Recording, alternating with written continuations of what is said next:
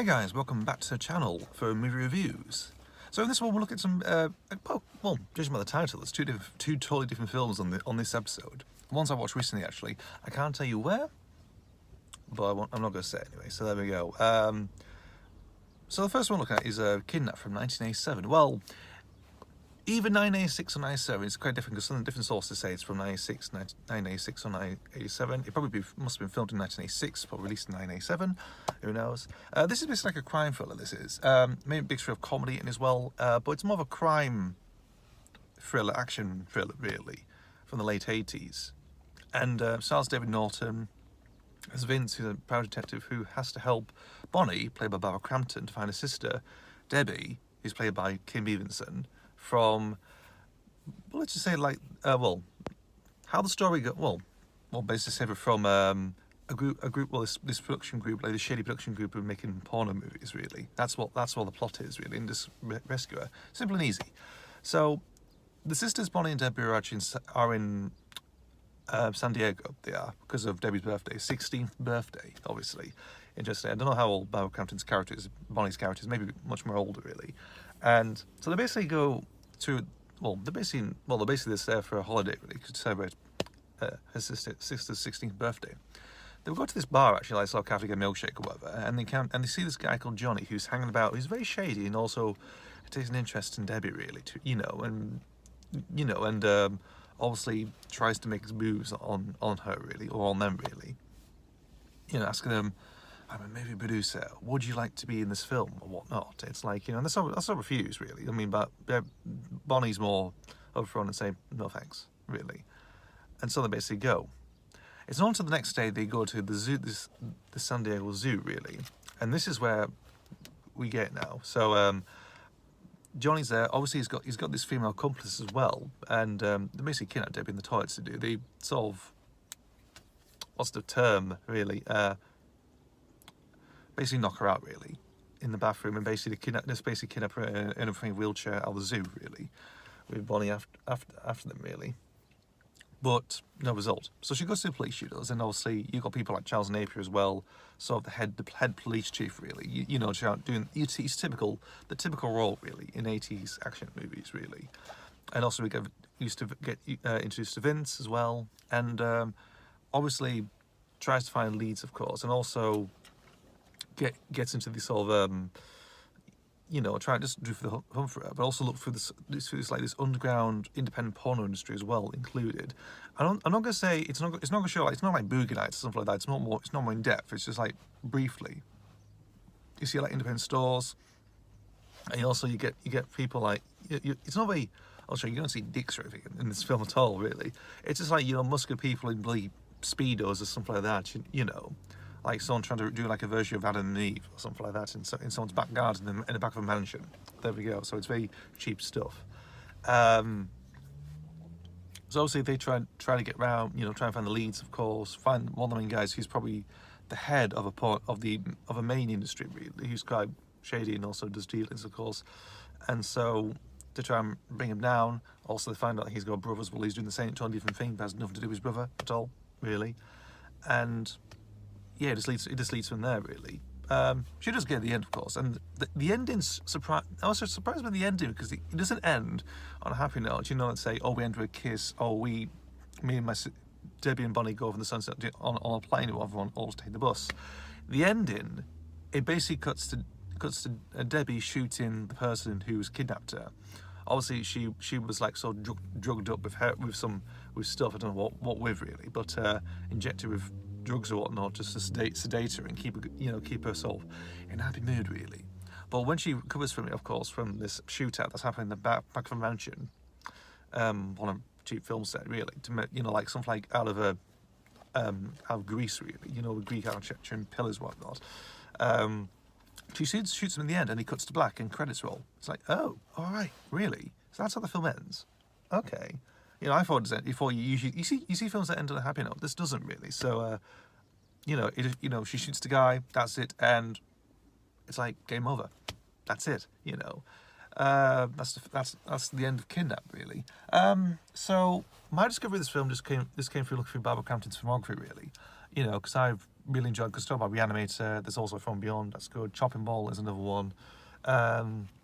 You know, she appeared in Fraternity Vacation, had a brief stint in Brian Palmer's Body Double as well, very briefly, at the beginning of the film, which she doesn't want to talk about, really.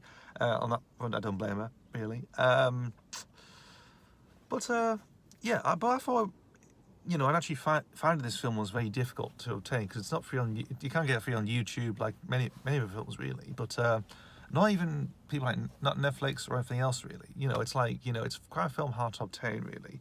It was only released on VHS here in the UK when it was released by Virgin back in the late 80s, this was, so you can find a VHS copy of that on eBay or whatnot, but you probably have to transfer onto a DVD or something like that, or hard drive, or, you know, that sort of thing, really. But I did manage to find it, actually, strangely, just by chance, really, and end up just watching it, because I was interested, because I saw a review of it one time, really. Some for his name, it's only that short, it's about 3 minutes long, it is, and I thought, you know, it's like, it's probably interesting. It's like some cheap Ace film. You can probably see, you know, can probably been free from whatever, and basically have a blast with it. There's some good moments there is. I do like, Crampton's very good, obviously. Kim Emerson, who was one of the Playmates, of course, in the 80s, really. I think in 1984, really. Obviously, and yeah, she's, I mean, at this point, well, she's 24, or obviously 24, 25 she is, at this time, really, in 86, 87, really. But she's playing a 16-year-old. Interestingly, Kim Emerson, I think she's done quite a few films since then. She was in something called The Big Bed. She was in Porky's Revenge, the third Porky's film. She was in something called Candyland as well. She had a few films here and there, really. Obviously between 1985 and 1989, 88, 89, really. So she's had a few films under her belt, really. A couple of films under her belt at that time. But I thought it was interesting. The score I have issue with, really. It's very cheap and bland, especially towards the end. It's like some, let's say it's like a cheap workout video music plonked on top. It's stuff like, you know, it's like music when like you have Bonnie and Debbie go to the freaking San Diego Zoo. They use the credits of the movie as well. It's and also maybe when they meet Fuzz, the chimp. Yeah, there's a chimpanzee in this film called Fuzz, really, who is Vince's pet, strangely. So there's a bit of a comedy. It's a weird comedy act about that, really. Strangely. So you got people like Barbara Cantor, Charles Napier, David Norton's Playmate, Kim Emerson, a chimpanzee, cheap, horrible music, really. There's a bit sort of like you can do something like a bit of beat and a bit of electric guitar thrown on it, which probably made it a bit better, but it's on keyboards, really. So it's probably the cheap way to do it, really. You know, low budget type thing. I mean, it only cost maybe a couple of $1 million, really. So maybe $1 million or $2 million, really. But for what it's worth, it's a little fun time, really. It's got some. It's a very interesting film, really, to do with like the porn underground scene, really, like independent porn underground scene. Briefly, you know, that's briefly with a film, really. And the leads are good, actually. I think they're not too bad. I haven't really seen much of David Norton, really, in the film roles, but hey, what can you do? I basically thought it was a bit of a fun time. It's 80s cheese, but it's worth probably seeking out, really, if you can find it. You know, I'm not going to mention where I found it, but who knows. So that's Kidnap from 1987. And the next film we're talking about is actually a film I saw just a couple of nights ago, really. Chip 'n Dale Rescue Rangers. Now, not the TV series, the film that came out last year from 2022, the Disney Plus exclusive.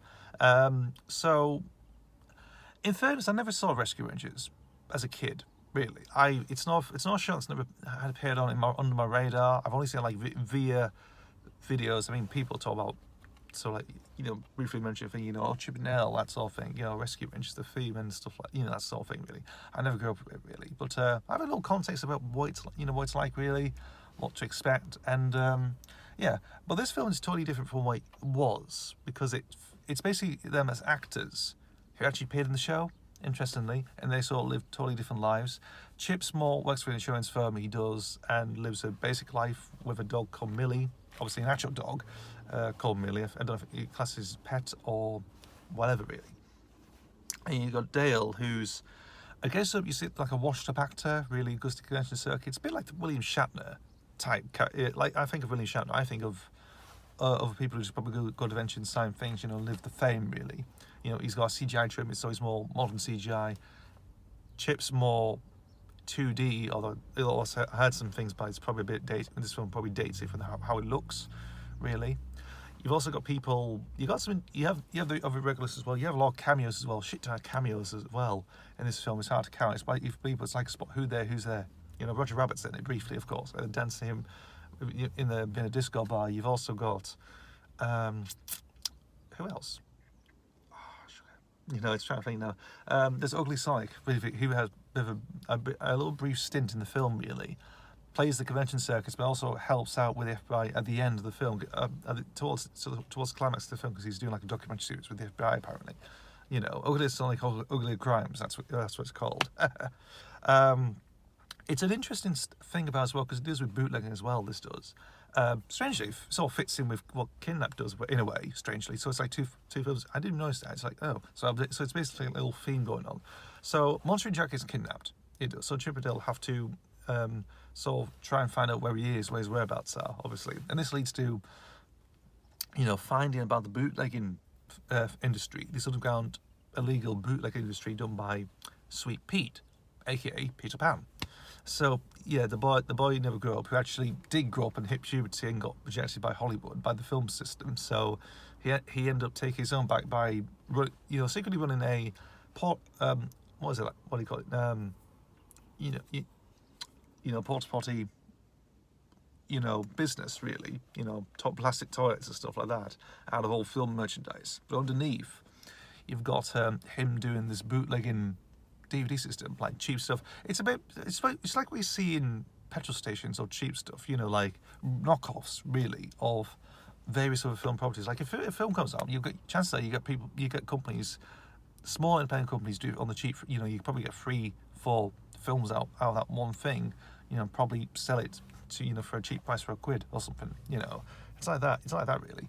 I haven't watched any films like that. Not entirely. Not to my knowledge. I don't think so. I've seen cheap action movies very much than that, really, and some of them actually maybe are pretty okay, really. You know, decent, but a bit, you know, some become a bit dodgy at times. So obviously you got various characters, you know, probably who have been kidnapped and they've been altered, like sort of like leisurely surgery altered, you know, to fit, you know, to have like a different nose, different mouth, or whatnot. You know, maybe, you know, different, maybe have ears or something like that, and fit, you know, put to the film. I don't know, like a rip-off mermaid, like, you know, the little fish girl or something, little fish girl or something like that, or flying green boy or something like that. I don't know. Very cheap titles, very much, and that's what Peter Pan was doing, along with the Koala Bear and this Seth Rogen character, who's basically on the animation from Polar Express, who also I think did stuff like Beowulf as well, like some Beowulf character, dwarf character as well. You know, doing all this sort of stuff, really. But you've also got the cop as well. I forgot his name. Putty, voiced by J.K. Simmons, who's basically It's like basically like a version of Gumby, but a private detective. I get Dick Spanner vibes from him. I do, interestingly. You know, you should get the Dick Spanner theme and play for it. And that'll be a funny, nice little nod, really, to the Jerry Anderson fans, even though it's not very light, really. I love it. I do. You know, and J.K. Simmons is good. I do think he's, you know, a good actor. And obviously, the Sam Raimi Spider-Man movies. Whiplash is another one I remember. So, yeah, pretty good, and also very interesting abilities. Very sort of, it does have that T-1000 vibe to it. Now you sort of get that towards the end when Ellie freezes him with a fire extinguisher. But you also got Ellie as well, a human character, who is a fan, obviously. But toward halfway through the film, of course, you put people that Chip and Dale believe. Well, I think Chip does actually that. Well, she's not really a fan. She's being used by the police, obviously, when Putty is sort of involved, really, in league with Sweet Pete. You know, people think, oh, Ellie's involved as well. Actually, she isn't. She's more the good one, let's say in the police force, really. She leaves the police force and becomes her own private detective, really, searching for what happened in the film, really, you know, that sort of thing. And people like the FBI team sort of say, you know, you could join us. And she said, I'd rather go on my own path, really, to be honest. Yeah, so that's really what Jim does. They do find him, of course, obviously, and in the montage towards in the end one of the new version of the theme, really, you get Monster obviously he gets Dumbo. He does. He has Dumbo. He does. And I think they call him like Flying Elephant Baby. They do in the poster, really. But you've also got shady versions like Winnie the Pooh, or was it Pug the Honey Bear or something like that, and the version of The Simpsons, which is more akin to what they originally were like on the Tracy Ullman show, really, something like that, really, sort of a version of design. Also, I wonder if they could change them to. You can change them down to like an anime or some weird stuff as well. I mean, there's some weird. Some animation types they could probably turn them into. But you've also, you've got various characters as well. The whole thing of Stinky Cheese as a drug, really. You see that little scene about mice just eating, like in fat mice lying against, like saying more, like that sort of thing. Oh, it's like, geez, it's like magic strong, but it's like it's a weird drug reference in a way, Stinky Cheese like a stinking gorgonzola, It's like that. It's like, wow, geez. It's funny. It's a Disney film as well, but it's really good. It's really good on the nose. Very meta as well, because it's meant to be like Roger Rabbit, but it's sort of like, it's a modern Roger Rabbit in a way, because many people suspect wanted really a sequel, and there were plans really. I mean, J.J. Abrams for the sequel as well. Like, what was it called? Who Found Roger Rabbit? I think that was the name really, but. But I really thought, for a modern version like this, I think it's really good. Actually, I think it's a really good film, really good stuff, very fun. I would say Roger Rabbit's has more bite to it, really. But but that's done in the 20th century. That's done in 1988. This is done in 2022. This is, but it's really good. I think the voice cast is good for the part. Andy Samberg's in it, of course. J.K. Simmons, Seth Rogen as well. I forgot the other guy as well because it's from the Lonely Island people really who all worked on this, but it's really it's really good. It's good. I had a blast with it. I watched all the way through. I really enjoyed it. I thought because I haven't watched Disney films for a long time.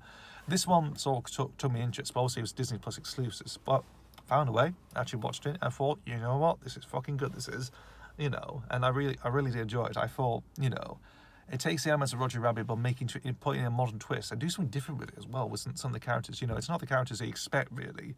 They're actors who actually were in a show. They were. So it's that Roger Rabbit thing really about just two friends on a trail case, like a missing persons case, really, a kidnapping case involving illegal film industry. You've also got stuff like with the drug references with Stinky Cheese and all sorts, and various characters, and some characters who are like internet memes or stuff that have prominent roles. Ugly Sonic is a good example, really, and all sorts, but it's so wild. Go references. There's a shit ton of references as well. Well, because Disney's quite a lot of stuff they did. So, and also they had like, quite a few things, but which companies didn't know. I think Sega didn't know they had Sonic in it until they saw the film. It's like, oh, okay. That's interesting. Also, Darkwing Duck appears at the end of the film. He does, like, where's my movie? That's a good reference. And voice for Jim Cummins as well. Pretty good stuff. Nothing else to say, really, but if you want to see this film, give it a watch. It's fantastic. It's really good. Very, very funny. So appeals to me, really. Anyway, because it's got the Roger Rabbit vibes. It's really good. It's fantastic stuff. I thought it was amazing. So there we go. So there we go. That's Chippendale Rescue Rangers for 2022. I've also been talking about Kidnap from 1987 as well. Thank you guys for watching, and I'll see you for the next video. See yous.